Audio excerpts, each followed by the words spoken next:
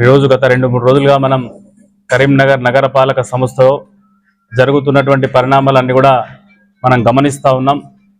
ఈరోజు ప్రైవేట్ సంస్థలోనే ఏదైనా ఉద్యోగి విదేశీ పర్యటనకో లేక వ్యక్తిగత పర్యటనకో వెళ్ళినప్పుడు వాళ్ళ యొక్క యాజమాన్యంతో పర్మిషన్ తీసుకొని అనుమతి తీసుకొని ఆ పర్యటనకు వెళ్ళేటువంటి సంస్కృతి సాంప్రదాయం ఎక్కడైనా ఉంది.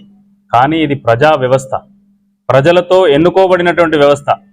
ఈరోజు ప్రజలందరూ కూడా ఈరోజు ఒక పక్కన వ్యాధుల బారితోటి డెంగ్యూ ప్రబలుతూ ఉంది.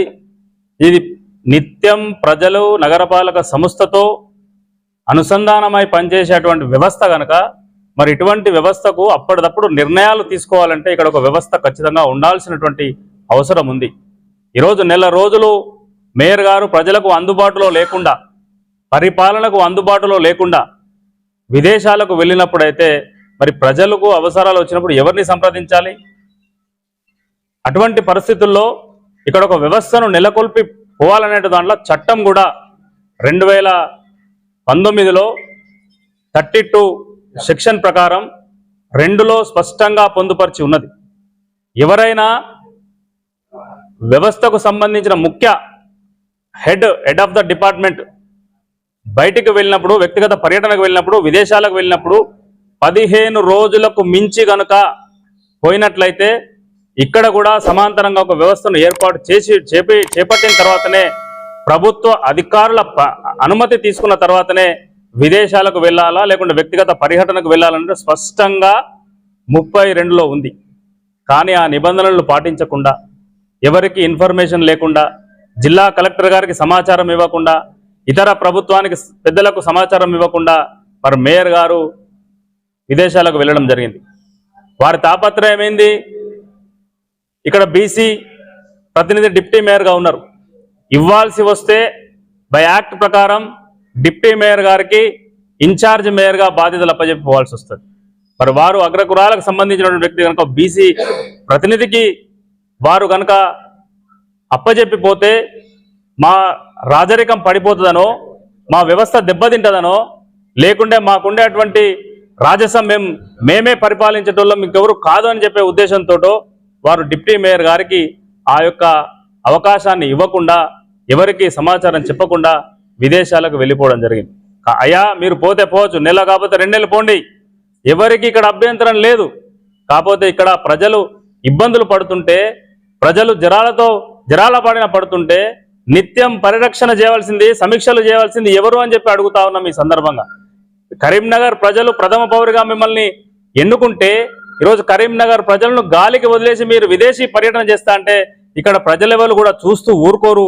మరి ముఖ్యంగా బీసీలు ఎవరు కూడా చూస్తూ ఊరుకోరు. ఎందుకంటే నువ్వు బీసీ ఒక ప్రజాప్రతినిధికి న్యాయం చేయాల్సినటువంటి సందర్భంలో నువ్వు అన్యాయం చేసి వారికి వచ్చే అవకాశాన్ని గండికొట్టి మహిళ చేయాల్సిన అవసరం ఉంది. ఏది మహిళలకు పరిపాలన చాదగాదు అనుకుంటున్నారా? మహిళలు పరిపాలన చేయలేరు అనుకుంటున్నారా? మహిళలు ఈ కరీంనగర్ నగరాన్ని ఏలేటువంటి అవకాశం లేదనుకుంటున్నారా? మేయర్గా సరైన బాధ్యతలు మహిళలు పనికిరారనుకుంటున్నారా? మీరు సమాధానం చెప్పాల్సినటువంటి అవసరం ఉంది. మరి అటువంటి పరిస్థితుల్లో జిల్లా కలెక్టర్ గారు కూడా ఒక మహిళగా ఉన్నారు కనుక, అమ్మా కలెక్టర్ అమ్మ గారు, మీరు ఈరోజు నగరపాలక సంస్థలో జరుగుతున్నటువంటి పరిణామాలపైన దృష్టి పెట్టండి. ఈరోజు ఇక్కడ వ్యవస్థ గాలికి వదిలేసి మేయర్ గారు విదేశీ పర్యటన పోయినప్పుడు మనం స్పందించాల్సినటువంటి అవసరం ఉంది. జిల్లా యంత్రాంగం, జిల్లా కలెక్టర్ గారు స్పందించి మరి ఇక్కడ వ్యవస్థను నెలకొల్పాల్సినటువంటి అవసరం ఉంది. ఎందుకంటే ఈరోజు ప్రజలందరూ కూడా ఇబ్బందుల్లో ఉన్నారు.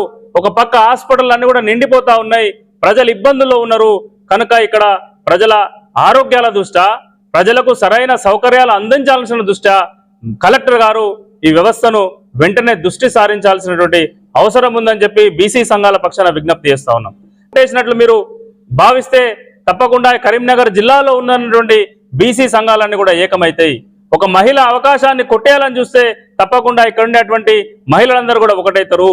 మీ ఉద్యమం పెద్ద ఎత్తున పోకముందే జిల్లా కలెక్టర్ గారు ఈ విషయం మీద దృష్టి సారించి మహిళలకు, బీసీలకు న్యాయం చేసేటువంటి కార్యక్రమం చేయండి అని చెప్తా ఉన్నాం. మీరు 2 పనులు చేయాలి. ఒకటి, ఆయనతోటి లెటర్ తెప్పించుకుంటారా, ఆర్డర్ తెప్పించుకొని ఆయన 2 నెలలు పోయినా 3 నెలలు పోయినా ప్రజలకు ఎవరికి ఇబ్బంది లేదు, బీసీలకు ఎవరికి ఇబ్బంది లేదు, మహిళలకు ఎవరికి ఇబ్బంది లేదు. వెంటనే ఇక్కడ మేయర్గా, ఇన్ఛార్జ్ మేయర్గా డిప్టీ మేయర్ గారికి అవకాశం కల్పించండి. లేదా 15 రోజుల లోపట్నే, ఈరోజు మొన్ననే మనం చూసినాం, గౌరవ ముఖ్యమంత్రి రేవంత్ రెడ్డి గారు అమెరికా పర్యటనకు వెళ్తే 15 రోజుల లోపట్నే వారు ఇండియాకు తిరిగి రావడం జరిగింది. మరి అక్కడొక న్యాయం ఇక్కడొక న్యాయం ఎందుకు అని చెప్పి మేము అడుగుతా ఉన్నాం. మీరు ఆ విధంగానే ఏ విధంగానైతే రేవంత్ ఇండియాకు వచ్చి పరిపాలనలో నిమగ్నం అయిపోయిండో, మరి ఈ మేయర్ గారిని కూడా 15 రోజుల లోపలనే ఇండియాకు పిలిపించి ప్రజా వ్యవస్థలో నిమగ్నం చేయండి. లేదంటే తన ద్వారా ఇక్కడ ఇన్ఛార్జ్ మేయర్కు బాధ్యతలు అప్పచెప్పండి. ఈ రెండు గనక చేయనట్లయితే తప్పకుండా ఇక్కడ ఉన్నటువంటి ప్రజలందరూ కూడా తిరగబడతారనేటువంటి మాట ఈ సందర్భంగా తెలియజేస్తా ఉన్నాం. ఇంకొకటి, ఈరోజు మహిళల పట్ల మీకు చిన్నచూపు కనబడతా ఉంది.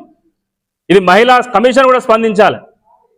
మహిళా కమిషన్ కూడా దీని మీద స్పందించాలి. ఎందుకంటే ఇక్కడ మహిళకు మీరు పరిపాలన చేత కాదని చెప్పి మహిళల పట్ల చిన్నచూపు చూడడం అంటే ఇది ఖచ్చితంగా వివక్షే, మహిళల పట్ల వివక్షే. దీని మీద మహిళా కమిషన్ కూడా స్పందించి దీనిపైన దృష్టి సారించాల్సిన అవసరం ఉందని చెప్పి ఈ సందర్భంగా విజ్ఞప్తి చేస్తా ఉన్నాం.